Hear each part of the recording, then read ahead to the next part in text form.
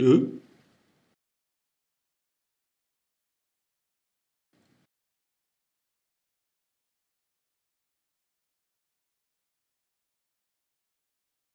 James Adam McCants, how are you?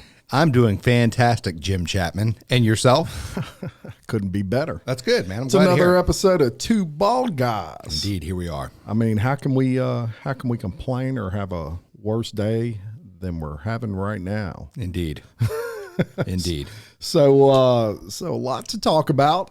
There's some interesting things going on the past week while people haven't been seeing us on YouTube and Spotify and all those sorts of things. And one of the things I wanted to tell you about, I watched a pretty interesting documentary this past week that Netflix has come out with. And I think it's been out a little while, but I got down a rabbit hole with it, watched like 4 episodes in a row, which is totally unlike me. So true crime right now is the big thing. Sure. Obviously, we have a local true crime podcaster, Woody Overton, Real Life, Real Crime, shout out. Zaguru. Zaguru, he can tell a story, but Netflix has come out with a series called The Night Stalker, okay? I've seen that. I haven't seen any of the episodes yet, but I have seen that that's out. And Danielle's, I think she's already started watching some. Oh, it's good. It's good. And, you know, it got a lot of press because they were saying it was too graphic. I don't think it's that graphic. I mean, it shows a lot of, you know, it's a documentary. Sure. So it's a Netflix, which they do some of the best. Them and HBO, I think, do the best documentaries. But interesting in that it'll actually show pictures of the crime scenes and things like that, which is kind of morbid. But they had a big outcry that was too much. And, you know, that's up to each individual viewer, in my opinion, as to whether that's too much. But I'll tell you what, it's pretty good. It's a good documentary. I remember that when it was occurring. This is back in '85. And I remember that had a lot of press nationally because that guy was nuts, man. Of course, they're all nuts or serial killers, right? Sure. But I got down a rabbit hole of that, started watching it, and almost into the 4th episode. Pretty good. So I'd recommend it if you like true crime, especially. It's a good one to watch. But Netflix documentaries are getting really popular anyway right now. And I've not seen one that's not watchable. Yeah, they do a great job of that. It was like, remember how VH1 had the Behind the Music that came out in the late 90s and early 2000s, and you could watch like Weird Al Yankovic. Yes. Behind the Music. And Loved them. And it was like intriguing. Oh, yeah. Just the way that they did everything. It was great. You could watch a Meatloaf Behind the Music, and you were like looking for, it wasn't downloading Meatloaf songs at the time because you didn't have such thing, but you sure enough wouldn't turn the radio when I'd Do Anything for Love came on. There's no doubt about it. You know, one of the best ones, in my opinion, of course, that VH1 did was the documentary Motley Crue, the Behind the Music. That was good. Have you seen that one? It's been a minute, but I have seen it. Oh, it was good. It was good. Motley Crue was wild. Sure. I can't even remember which ones were my favorite ones, but I watched them all. I'm pretty sure I saw every last one of them. Yeah. But I can't tell you which one was my favorite one. Now, the only one that I vividly remember is Weird Al. Yeah, it's strange. Strangely enough. Of all the documentaries. But he was weird. Indeed. Guy's pretty funny, actually. Like a surgeon. Remember that? Do you remember UHF? That was a hilarious movie. Indeed. I don't care who you are. Yeah. That was funny. Well, that was back when Conan the Librarian. This book is late. God, those comedies back then, man, they were great. They were so shtick, and it was kind of like Animal House and all those. Yeah, I mean, yeah. It was just natural comedy, just goofy. Yeah. There's nothing better to me than just natural slapstick comedy. Yes. And my wife gives me a hard time about it because she's like, you watch the stupidest stuff. And I spend all of my time, or so much of my time, being serious and this, that. I'm not interested in a crime show. I'm not interested in, now granted, I do enjoy a good documentary, but like when I'm sitting down to entertain myself, make me laugh. That's all I'm looking for. Substance is irrelevant. Make me laugh. Well, I can tell you that there's a lot of them from that time frame. Netflix, Netflix. People don't remember this, James, but Netflix didn't start out a streaming service. No. You remember Netflix? We were one of the original subscribers in this area. Yes. Like we would tell people about Netflix and they're like, that's really strange, and we'd try it out and before you know it. And then we went over to some friends of ours' house and they were like, oh, we let's watch this stand-up comedian. He's so hilarious, this, that, and the other. And they pulled up Netflix on a Wii. Yeah. If that tells you anything. Yeah. I'm like, what is this? Yeah. Like, well, it's a streaming service now. I'm like, what does that mean?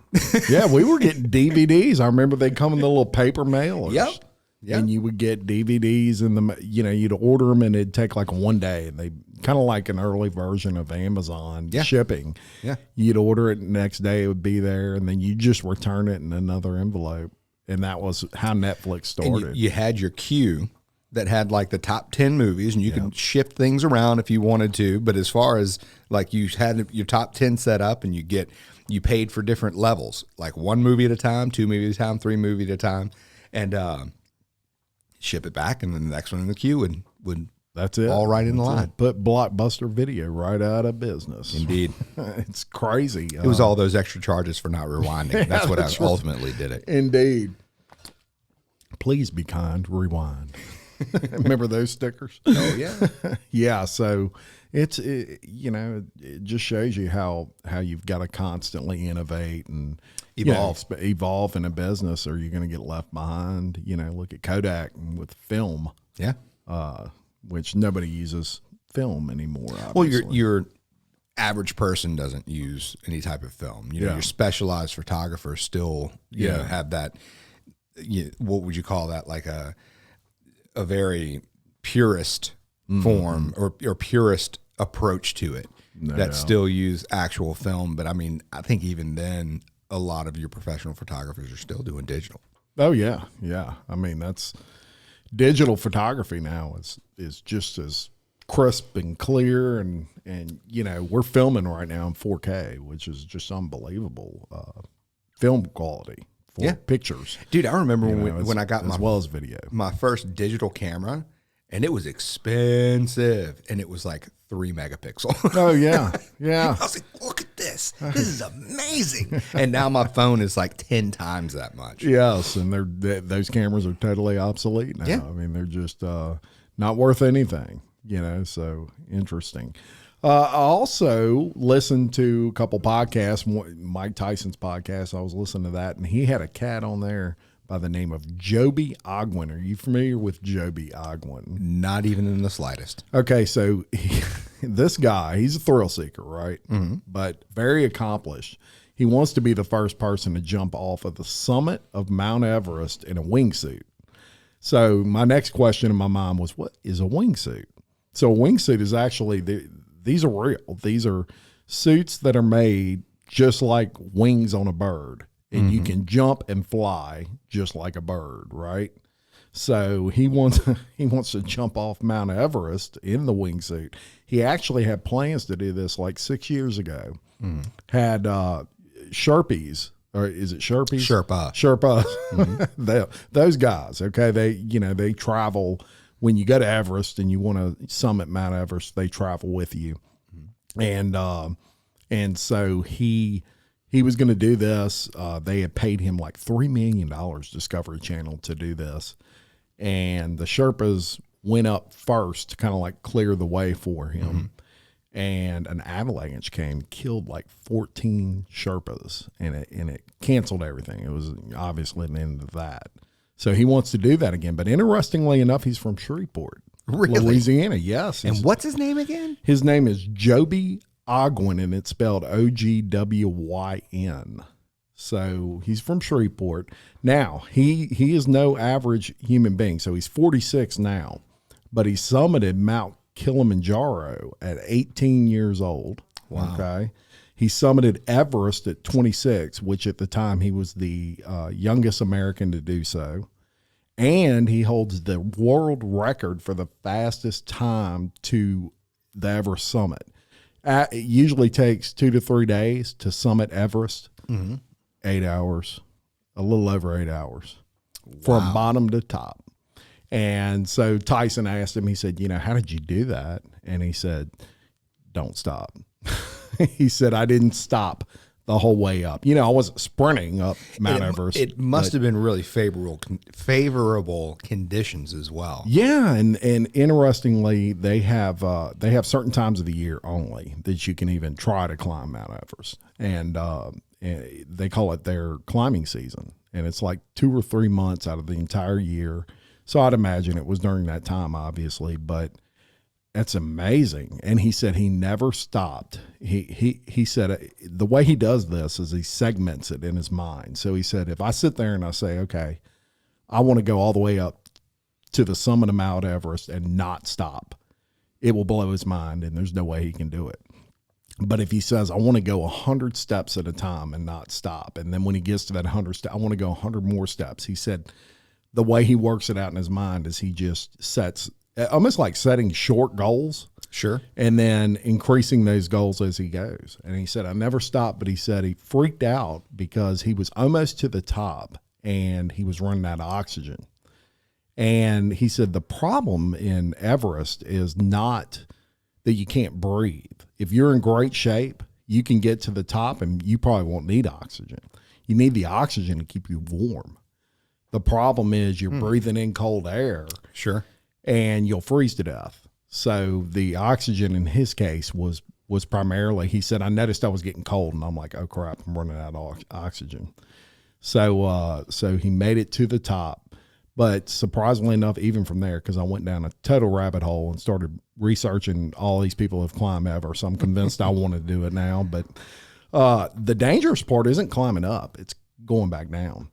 Number one, because you're exhausted. You can only stay at the top for like 12 minutes or crazy things will happen to your body because you actually pierce like the space belt or something.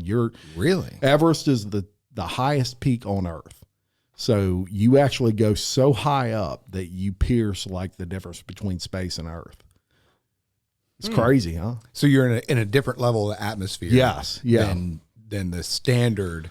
Yes. What we can live and survive in. Exactly. And so you've got like 10 minutes up there at the summit. You take a picture or whatever, and then it's time to start heading back down. You don't have time to like sleep. So going back down, you're already tired. It's amazing. And there's all kinds of people that have died trying to get up Everest still on the mountain. Like you pass them. And they're there and they're fully preserved because, it's like they're in a freezer. Right. And you walk right by him. He said going down, he was out of oxygen at that point. And he said going down, he started hallucinating. And he said he sat down next to this guy. And he said, I'm sitting here talking to this guy for like 10 minutes. And then my mind says, what are you doing? He's not even alive. He's sitting here talking to this guy and just like, hey, man, what's going on? Bernie. The guy's sitting there. Yeah, he's frozen. And he's like, exactly, Weekend at Bernie's. But he was hallucinating. And he said, it was like his mind all of a sudden said, if you don't get up and go down this mountain, you are going to be just like this guy. Yeah. There'd be good reason you're sitting next to this guy. Yes. But they have the first guys to ever attempt to do this, it was in 1926. I can't remember their names, but both of them died trying to go up it. They're still there. And the boots back then had like nails in them. Mm-hmm. That's how they would walk. They called them nail boots, and they were made of clever name. Yeah. I don't know who thought of that one. Let's just call them nail boots. I mean, they got nails in them, but they were leather. And this is way pre anything good. Mm-hmm. They were using just whatever they could, but they're still up there, and all that's really left is their boots and their bones. But when people pass away on Everest, they just leave them there. Really? Oh, yeah, you can't get. I mean, you can't get a helicopter up there, and you can't land a plane up there. It's a mountain. So they just unless somebody carries you down, and ain't nobody carrying you down from. Yeah, they're just frozen there. There's hundreds of them. Wow. Tell me about it, man. So you're sitting there hiking up Everest and you're passing this, deceased person, and you're just like, oh, what am I doing? This doesn't seem like such a good idea anymore. But it is an unbelievable accomplishment because the stats of people that have attempted versus that have done it. And it's a lot of people you would never think. There's a lot of very wealthy people. They'll pay $100,000 and they'll go with these guides that have summited it 1,000,000 times, you know, and but even then there's a lot, you know, a lot of bad things that can happen. Avalanches obviously being the worst because you can't control. You got 1,000,000 pounds of ice about to hit you. You're done. Yeah, that's it. Yeah. So no running from that either. There's no running from that. And it's interesting in that it's the highest mountain, but it's not the hardest necessarily to climb. Like you go to El Capitan and it's a face. It's like you're going straight up. Well, summiting Everest, it's more like walking in an angle. So more people can do it. You're not, you're roped a lot of times, but you're not going straight up in the air. Some of those guys free climb the face of those mountains, man. That's insane. No, thank you. No, but I wouldn't mind trying Everest. Have you ever been to the rock climbing place in Baton Rouge? No, I have not, but I've heard of a lot of people that have. Really I've heard cool. of people that have. Really cool. And that right there is why I can so quickly say no thank you to the freak, because even being tethered in, when you get up, 2-3 stories high and you're hanging on to those curved rock shaped handles that are on the side, it's like, this ain't that cool. Yeah. Not too appealing. But I'll tell you, there are people, I went down that rabbit hole and I watched the 2020 thing after that. And there was a old one where they had a guy and he was a guide and he had like half a foot left because of frostbite just had taken all his toes and, he barely had any foot there. And if it happened again, he would never be able to walk again because they'd have to cut his whole foot off. You just have a peg. Yeah, just have a peg. And he still wanted to go back and do it. And I'm like, wow, man. No way. Drive, ignorance, passion. I don't know. And maybe a little bit of all of them. Yeah. I mean, it's people on a different wavelength as far as like challenging themselves, I guess. It's just, some people call it stupid. I mean, it's just but I wouldn't call it stupid. I would just say it's some people are just wired. They want to do things that everybody else thinks is impossible. Yeah. When it comes to physical, especially. Yeah. So anyway, very interesting though. So look him up if you're listening. Joby Ogwin, and he did a great podcast with Tyson that I found real interesting. But he also holds a world record. I told you that for the fastest time to reach the summit, but he has some other ones as well. So he's pretty experienced from Shreveport. So shout out to him on that. Now, in addition to that, I pull up Facebook, and are you on the Bernie Sanders train with these Facebook memes? No. Oh, my God. I wasn't at first, and then I found one I thought was so funny I had to post it. But I didn't even know what it was at first. I think Billy Sims, one of our buddies, had posted a picture of him, and he was basically like doing an arm bar in the UFC to one of the people. It's pretty funny. But I'll tell you, it has went viral, man. Everybody's posting these pictures of Bernie Sanders mittens. I've seen some pretty funny ones. The one of him, the king cake, is pretty funny. Yeah. Billy posted that one. Yeah. April from the Chamber of Commerce sent me a picture of our work day. And, she was taking pictures. Someone was taking pictures during the break when we were eating. Yeah. And like sitting right next to somebody. I don't even know who it was. She had him like sitting on the window ledge outside. In his mittens. Yeah. All bundled up. What was up with that outfit, man? He, old Bernie got a cheap mask on with mittens, and boy, he was mittened up. And he looked like he was pouting. Yeah. That's what it looked like. Yeah. And I'm sure he was, Yeah. But here's the interesting thing. Whoever made those mittens is going to be a millionaire now because, people are going to buy them. And that's going to be the style. Somebody was saying there was some significance to the mittens. I don't know. There may be. Like he was using his symbolism for something. The funny thing was, I didn't even know who it was at first. Like, I looked at it and I'm like, it just looked like an older gentleman, you know, sitting there pouting about something. An angry old man. Yeah. And I'm like, what is, and I mean, everybody had posted a different picture. It was pretty funny for a neat little weekend thing, but yeah, bizarre. Now, Biden, of course, his first full week in office was this week. And so he released like 30 executive orders, you know, actually over 30. I thought it'd be fun to kind of print them out and talk about them a little bit, get our thoughts on these. Some of them were well, a lot of them are crazy in my opinion, but we'll go over them a little bit, and I'll get your thoughts and my thoughts on these. And some people may not know these you know, all of the different ones that he passed. So, or formed these executive orders. The majority of these were Trump orders that he basically just nullified, abolished. Yeah.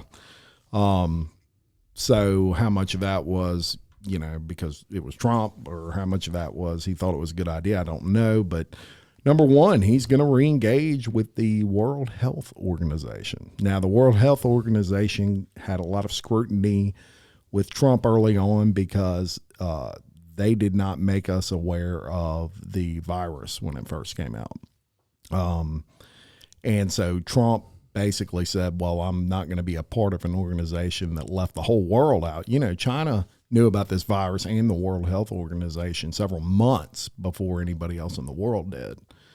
So Trump basically quit engaging with them. He just wanted nothing to do with them, felt like we were hung out to dry. And so Biden has issued an executive order where we will now re-engage with them. Which means we're sending them how much money? That's a good question. He didn't put that in there. Truth be told, I could care less our level of engagement as far as communication, as far as, you know, whatever. Yeah. How much money are we sending them? Good question. That's where my concern comes in. I'm sure a good bit. So that was the first one. Now the second one, he's going to create a position, and that position, or he did create a position called the COVID-19 Response Coordinator.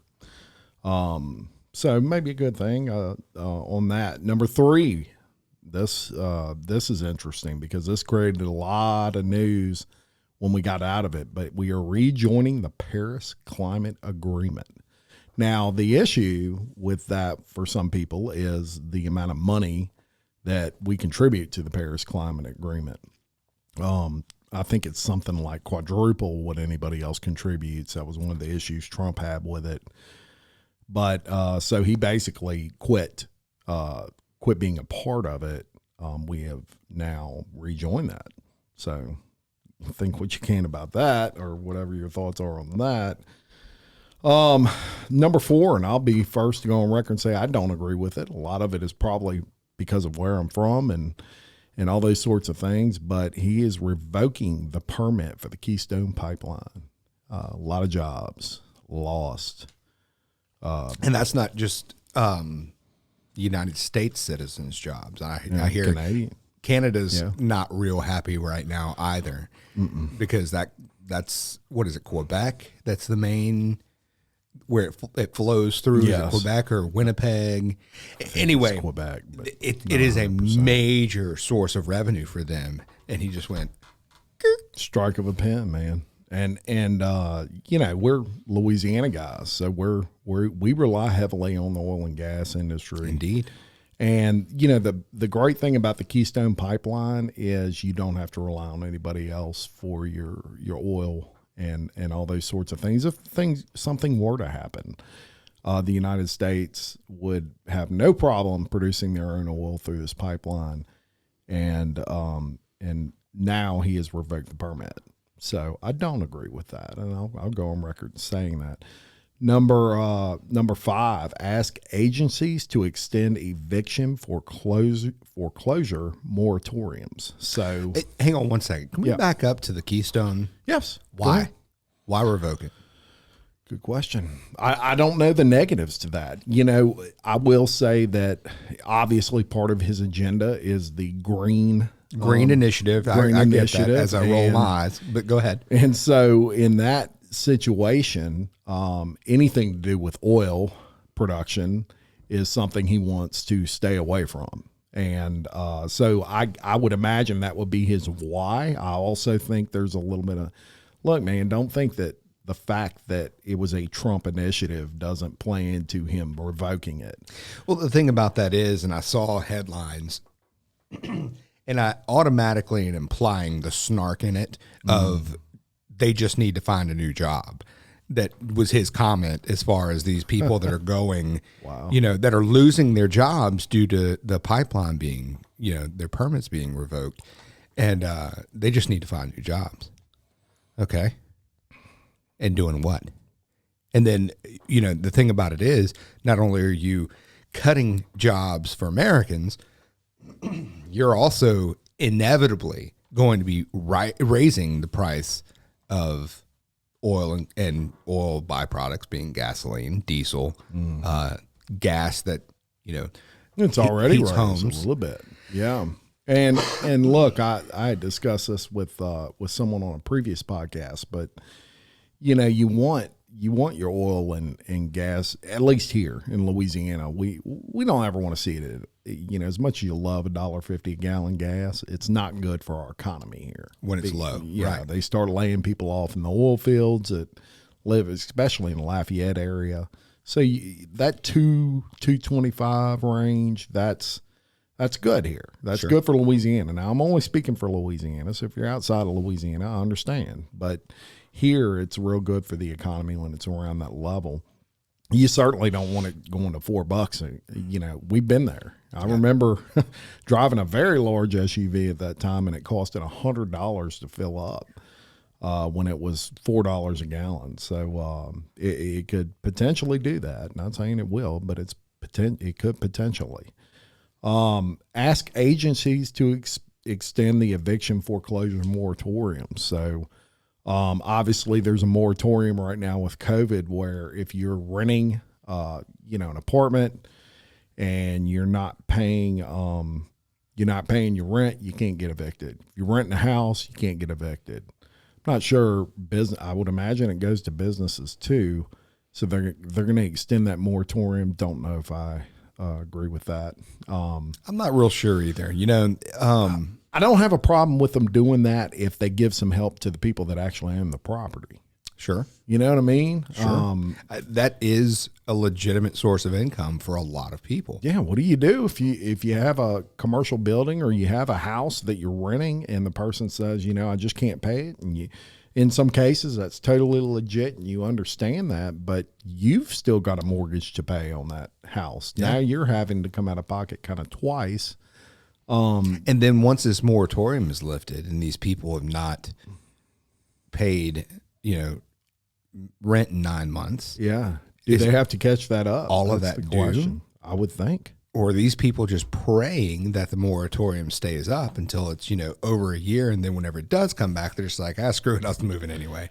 I'll tell you what I think, and then I'll tell you what I think they're going to do. I would think that it would all be due at that time. Okay, the moratorium's over. You missed 9 payments. We need 9 payments worth of rent. And then I think everybody's going to say, I ain't got 9 payments worth of rent. And then I think they're going to say, okay, we're going to come up with another program where, we're going to either A, pay your 9 months of rent, or B, extend out the time where you only have to pay 2 payments at a time or something like that. Who knows? It's a mess. I know that.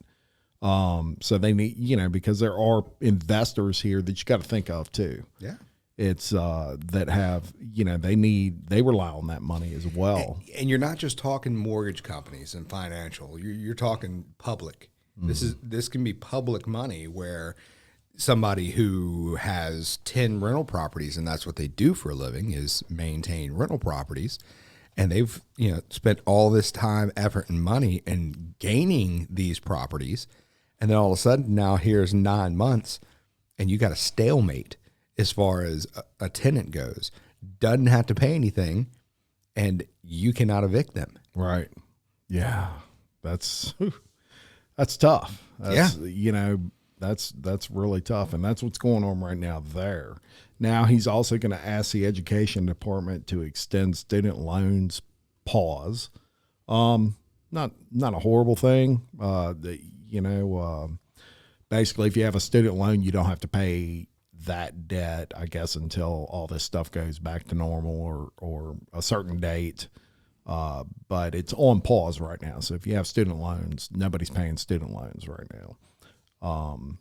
Which is, most of the colleges aren't even going back to school right now. So, Right. I mean, I'm not necessarily against that. But we'll move on. So he revoked an order that aims to exclude undocumented immigrants from the census.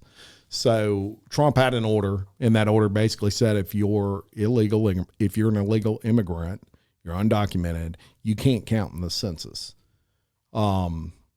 He basically said whether you're documented or not, you can participate in the census.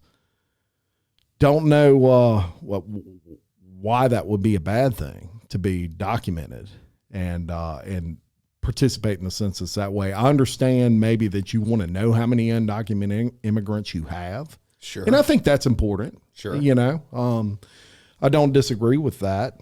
But I don't know how far that's going to be taken. But anyway, he revoked it. But let's just use logic here, okay? A census is only as good as the information that you have, right? Mm-hmm. And if the information that you have is basically, for lack of a better term, tested, meaning vetted, meaning you have documentation on a person. Let's just take out immigrant and illegal out of this. Let's just pull that out. Okay. So it's not about race and it's not about hatred and this, that, and the other. Let's go on.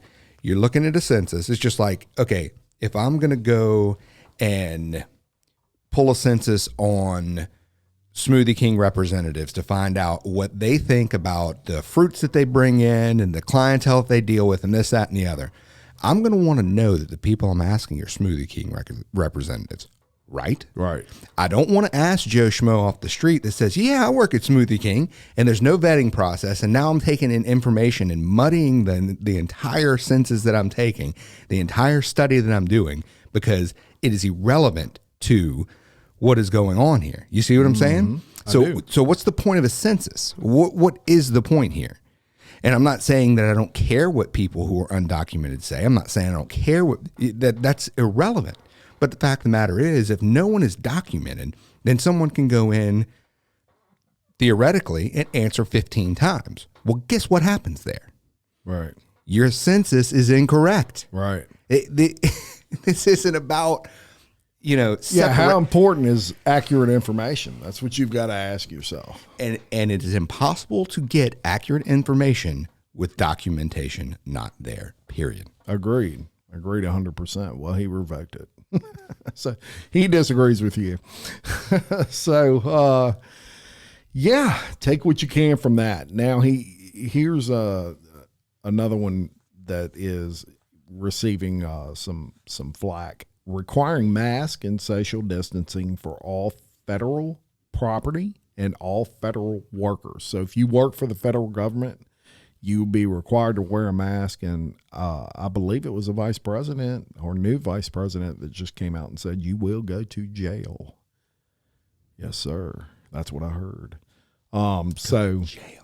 Yeah, well, here's the deal. She likes putting people in prison, Yes, especially if they got a strong back and can work. Mm-hmm. Oh, yeah. And if they smoke weed, they're done. You done. But here's my thoughts on that. The federal government can require whatever they want from whoever they want. If you don't like it, you don't have to work for the federal government is kind of their attitude towards that. And they require mask and social distancing on federal property. So if you're going to go on federal property, be it a courthouse or anything else that the federal government owns, you are required to wear a mask or you're going to get arrested. So what's different about that? I mean, I guess the legal penalization. Forcing, yes, where Trump never issued an order where you could go to jail if you did not have a mask on. It was more of a, we'd like you to wear a mask kind of thing, and it's a good idea.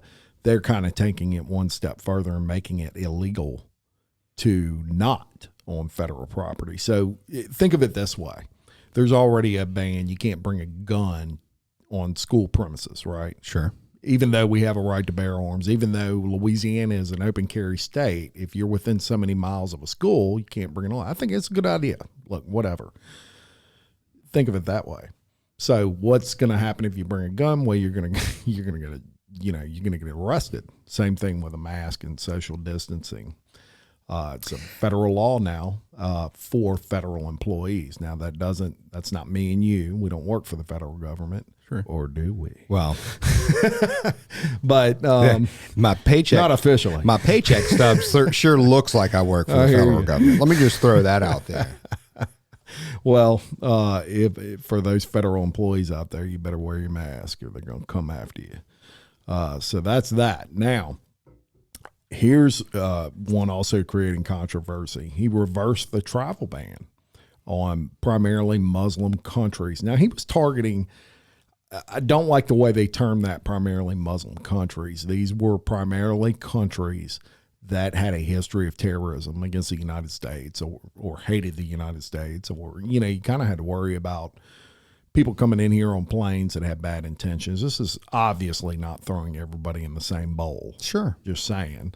Iran, Iraq, Libya, Somalia, Sudan, Syria, and Yemen. They were banned from traveling here.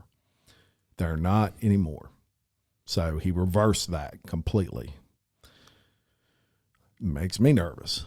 I can tell you one thing.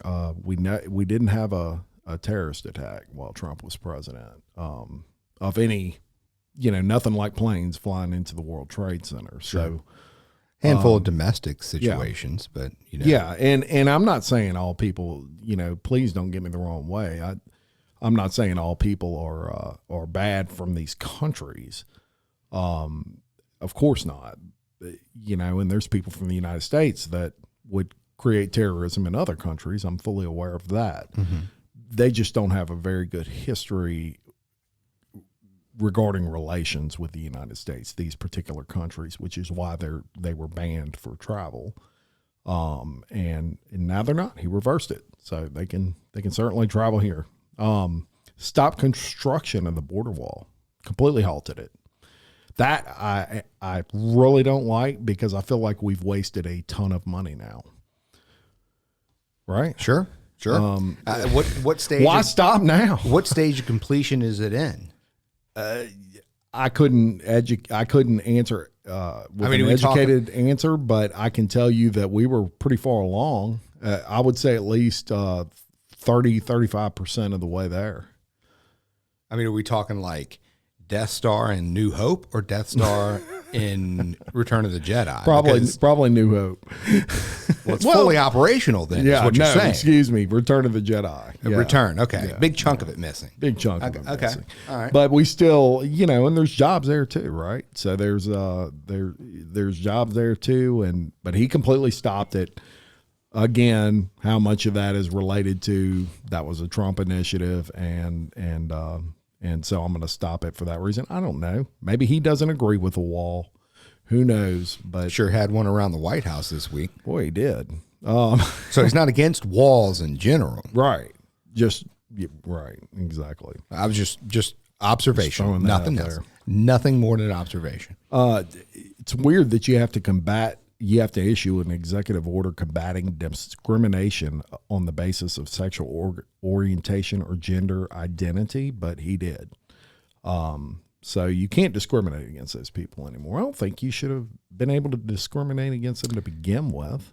From a discrimination standpoint, but you've got to identify what discriminating is. Here's the thing, and this is what people don't want to look at, which a lot of people are recognizing. It's not, I can discriminate against you. You shouldn't be allowed the same rights and freedoms. Mm-hmm. It is a guy that identifies as a girl cannot compete in girls' athletics. Right. Yeah. That's the kind of discrimination that anyone is ever really even interested in.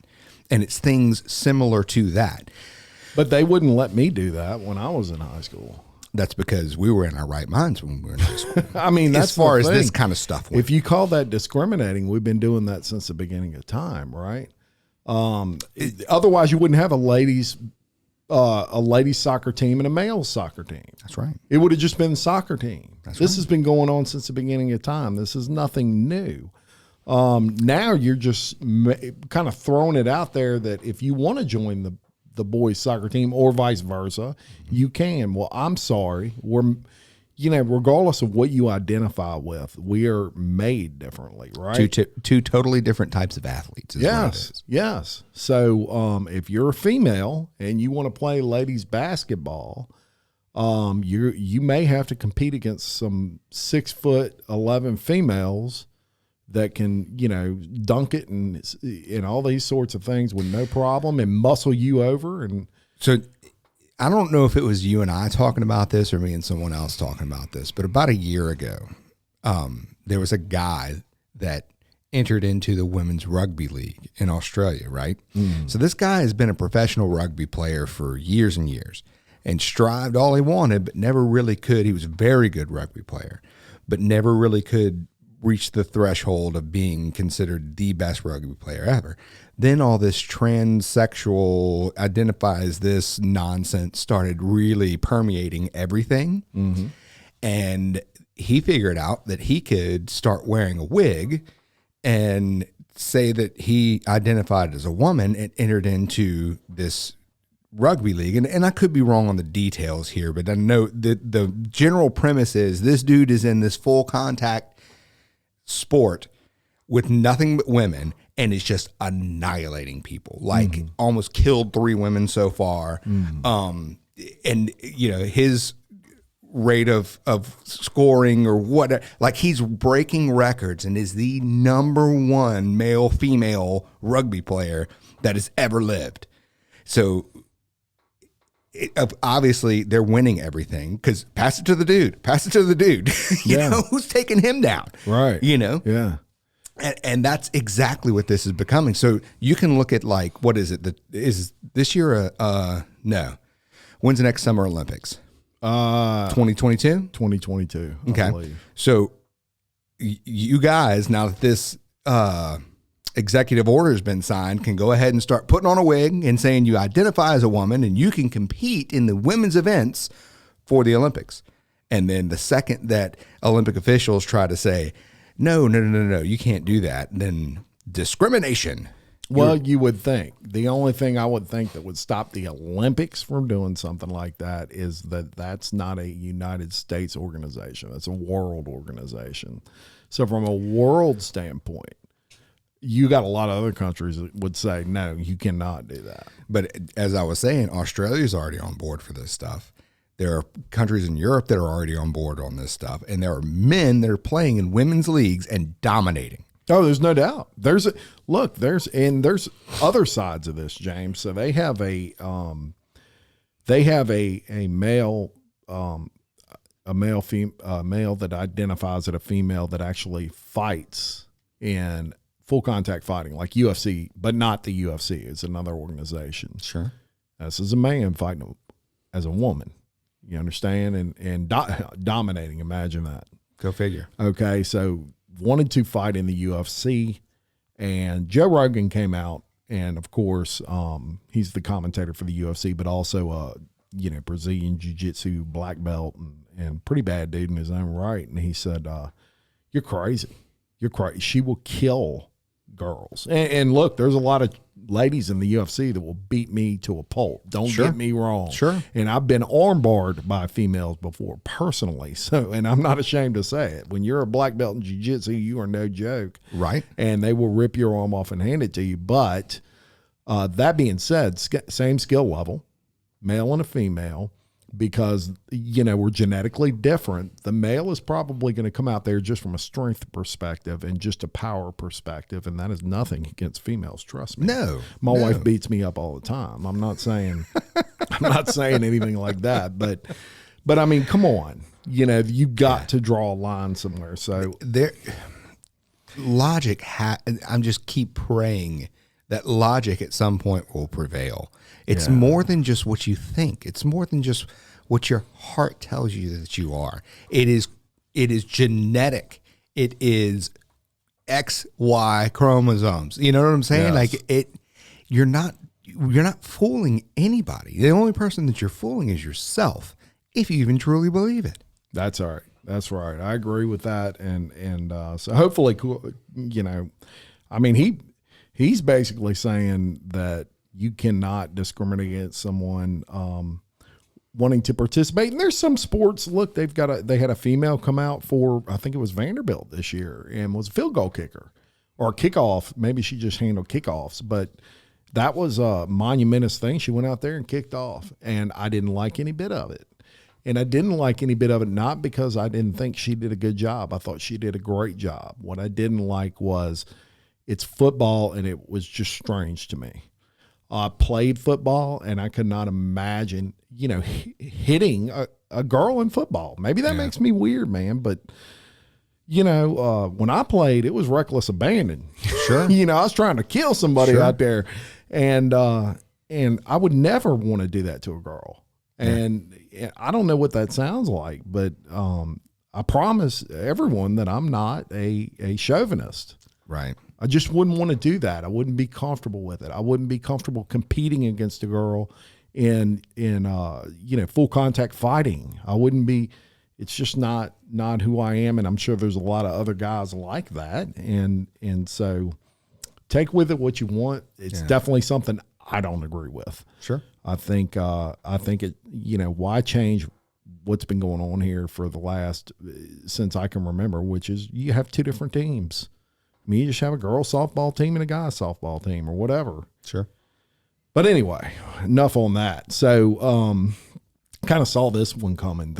But he signed it into executive order. They're going to require face masks at all airports and all other modes of transportation. I think that's going to be coming with the COVID-19 shot too. I think that eventually, it's going to be, if you're going to get on a plane, you've got to have proof you've been vaccinated. And so take with that what you will, but right now you have to have them in airports and other modes of transportation, meaning buses, things like that. So, I do hear that there's some grumbling in Georgia that they're upset that they're only getting $1,400 and not another $2,000 because.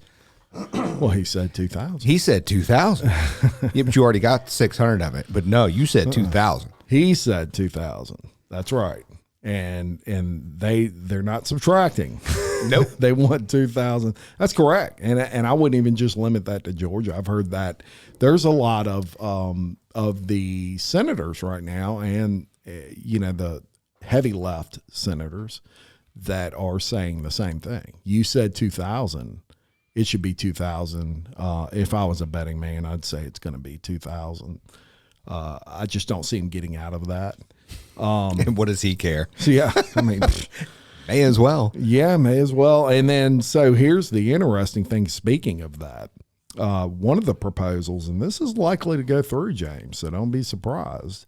There's the entire third stimulus is $1.9 trillion, is what the package is. So the bill is supposed to be drafted this week. The top Democrats have like a preliminary version.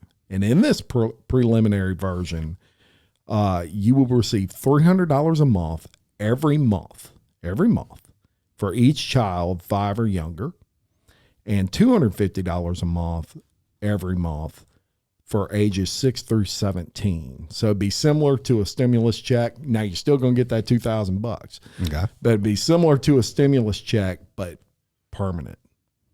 Let me say that again. Every month, if you have a kid 6 to 17 years old, for each kid you have, they're going to send you $250 times however many kids. Mm-hmm. If they're 5 or younger, you get $300. So if you have 5 kids under the age of 5, hypothetically, that's $1,500 check the government is going to send you every month. Permanently. You probably deserve it if you've got 5 kids under the age of 5. There's no doubt. It may be short-sailed there, actually. You've been pregnant all 5 years. But, interesting. And something I'm totally against. Primarily because that is, to me, kind of the definition of socialism. to me. Kind of sounds like it. Yeah, you were like, the government's taking care of you, baby. That's what they're doing. We're going to take care of you. Don't worry. We're going to send you that $250 a week. And look, some people need help. Not saying they don't. That's why we have the programs we already have in place. That's why we have the SNAP program. Sure. That's why we have Medicaid. Those sorts of programs are programs intended to help those who need help. This is just like cash. This is a check you get. It's not, you can spend it on whatever you want. It doesn't necessarily have to be spent on your kids. So, which I guarantee you that parent with 5 kids under 5 is probably investing in some wine, spirits. It's got to be. Yeah. Or maybe even we're just kidding. Subsidizing the antidepressants they need to be taking. Yeah, no doubt. No doubt. So I don't know, man. Can you believe? Where do people think this money is coming from? Well, that's the question. You just hit it on the head, and that is, it's not. It's being printed into infinity. The last I checked, the United States government was in debt already before COVID, and we passed several stimuluses that were in the trillions. Trillions is a lot of money, folks. Yeah. In the trillions of dollars. Well, where did that money come from? Of course, they got with the Federal Reserve, and they said, print us a bunch of $100 bills. It devalues everything. I laugh, not because it's funny, because I'm not going to spit and curse, because this ain't that kind of podcast. But, seriously, what? Yeah. Just print us some more. That's basically what they're doing. This isn't Monopoly at the family table. Right. You know what I'm saying? Mm-hmm. Like, there has to be something backing this. There has to be something. And, the thing about it is, even the way we're sitting right now, taxes are inevitable that they're going to skyrocket. But that's not going to even offset anything, really. No, it may offset interest rate of said, money that is owed, the deficit. It may kind of slow it down. But, man, come on, dude. Like, it doesn't take a whole lot of economics courses to figure out that this ain't good. No, it's not. And yeah, they're proposing this. Now, I don't see it necessarily passing at those amounts, but don't be surprised if all of a sudden the federal government just starts mailing you a check if you have children, every month. And it's just strange. I never thought I would see that. So moving on from that, as interesting as that is, Larry King passed away this weekend. Did you know that? I did not know that. Yes, he did. He was 87 years old. Wow. And was being treated for COVID, but they're not saying he died of COVID yet. Sure. They're just saying, he was being treated for it. So I'm sure they'll say that he passed away of it. But yeah, 87 years old, and he was I used to love watching his show. And you said Larry King with a pause.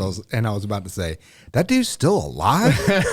Nope, yeah. He's not. Well, he was as of this weekend.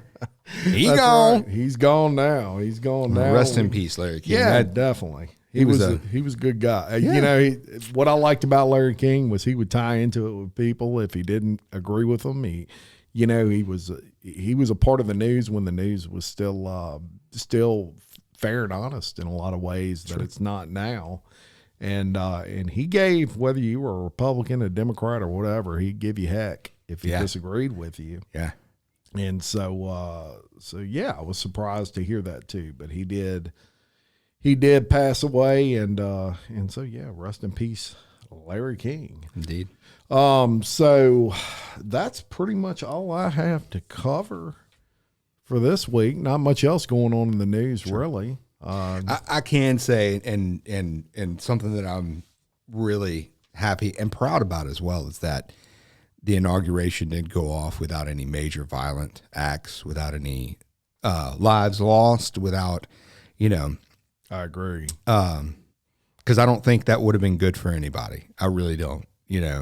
We had a pretty full conversation after we recorded last week about the way things were looking and the way things were going on. And, you know, it's definitely strange times we live in right now. I hear a lot of grumbling about, you know, becoming as one, which I totally agree with, coming from people that a year ago said we're divided and they were fine with it, which I don't agree with. I also hear a lot of stuff about, you know, success for our president means success for our country, which I do not agree with. Right. Success for our country means success for our president. That's correct. I don't care, you know, and this is irrelevant of whom the president is, and it's irrelevant of what side of the aisle I stand on. Just because a president is successful does not mean that the country is successful, period. I don't care what anyone says, period. Because you can be successful at stuff and it suck for everyone that's around you. I agree. That's putting one person above everything else and considering his personal success is success for everyone, which is not the way this country was founded. I 100% agree. And, you know, we all need to come together on a lot of things. Yeah, but it's hard, James, when people don't let things go. And I'll give you a good example of that. Trump's impeachment hearing is slated to start the 8th of February. Now, you heard me right. They're impeaching a private citizen. Can't do that, number one. They know you can't do that. It's against the Constitution. Once someone is a private citizen, they are a private citizen, they can't be impeached. It's against the law. You can't do it.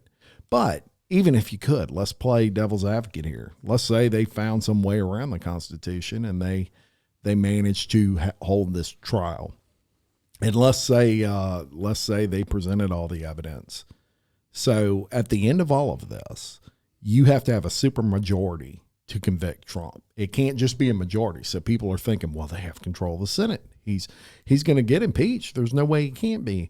Absolutely there is, because you have to have a supermajority, which means they have to have 17 Republicans vote along with all of the Democrats in order for him to be impeached. They have 5 that say they would vote against or for impeachment that are Republican. You have to have 17. Everybody else has said there's no way we're impeaching Trump. Even if you thought he incited riots and all these things at the end, the likelihood of him getting impeached are 0, in my opinion. So we're just going to spend a lot of taxpayer money what on we're this. doing on something, James, that can't even legally be done. You cannot impeach a private citizen. Donald Trump is a private citizen. You can't go back and turn back the clock and say, well, he was president when he did it. Doesn't matter. That's not what the Constitution says. But let's just go out on a limb here and say they're successful with it. What does that accomplish? Well, here it is. You ready? If he were to get impeached, he can never run for president again. You cannot run for president if you're impeached. Which tells me why they're doing it. Because they're scared to death that they're looking at another term for him in 2024. Right. And if things don't go perfect for them, they may very well be. And if it's not him, it may be Junior, or it may be Ivanka. Yeah. Don't think for a second that girl won't run for president. She's sharp and you know. Let me tell you something. He said something when he left office, and what he said was, "You haven't seen the last of the me Trump or us." family. Yeah, basically, and that was basically a hint, in my opinion. And I will tell you that this impeachment, in my opinion, is all about, because legally, if you're impeached, you can never run again, and we don't have to worry about him running again. Well, I get that. If you're against him, you can't legally do it, and you're wasting my money right now. Yeah. Let it go. Right? Well, the thing about it is, you know, as you can see, we're not a full week into Biden's first and possibly only term, but his term, and they're already starting to crumble as far as Democrat against Democrat, just like the $1,400. Yeah. This is not even a full week into his term. And see, with honestly, the way that I envision this is it's going to be the decline of the Democratic Party and the rise of the new Socialist Party. The AOC party. Yep. That's the thing. You've got, you always hear it. You've got Democrats that hide as Republicans. So they act like they're Republican, but they're really Democrat. And then you've got Democrats that hide as Democrats and they're really Republican. And now you've got kind of a third party there, and it's not the Tea Party. It's not the Independent Party. It is the AOC party is what I'll call that. And these are people that are so extreme left that they, you'd be surprised what they run in Washington. And those people never want to see like a Trump win again and those sorts of things. Here's what I say about that. I don't even agree that if you're impeached, you can't run again. Here's what I say. Someone can run. I don't care who you are or what you did. You can run for president. If you're not voted in, you're not voted in. It's up to the people to vote you in, or that's how it's supposed to work, right? So if Trump runs again and he wins, that was the will of the people, or that's supposed to how it's supposed to work. If he loses, it was the will of the people. For you to say we want to impeach him so he cannot run again tells me that you could really care less what the people want. Right? I mean, I think why are you trying to stop him? I think we've been witnessing a bit of that for about the past year. I think you're right. I think you're right. But to put any Republicans out there at ease and to kind of disappoint maybe some Democrats out there, it's totally against the Constitution to impeach a citizen that is a private citizen. You just can't do it. You can't impeach a president after office. But even if they do, it will never pass because you've got to have 17 Republicans. And pretty much if you're a Republican right now and you vote for impeachment, you're not going to get reelected by any Republicans. I can guarantee you that. And they know that. So they're not going to put their entire life on the line to impeach a president that is not in office anymore. I just don't see it happening. Whether or not what he did was even an impeachable offense is in question. Right. Legally, did he say enough to consider that inciting a riot? From where I sit, no. Someone else may disagree. But sure. That's the great thing about America. We can agree to disagree, baby. That's right. It sounds like opinion more than anything. I agree. All right. Well, thank everyone for listening to us. We will definitely be back next week to catch you up on all the happenings from this week. That's right. And I am Jim Chapman, and who is this guy? James Adam McCants. And we are two bald guys from the Deep South. Deep South. Follow us on Facebook. We've got our Facebook up and running. We do post some funny things on there, so follow us there. Subscribe to us on YouTube. We're up and running on YouTube as well. We got some exciting things coming up for you in the future, and we'll see you next week. Peace.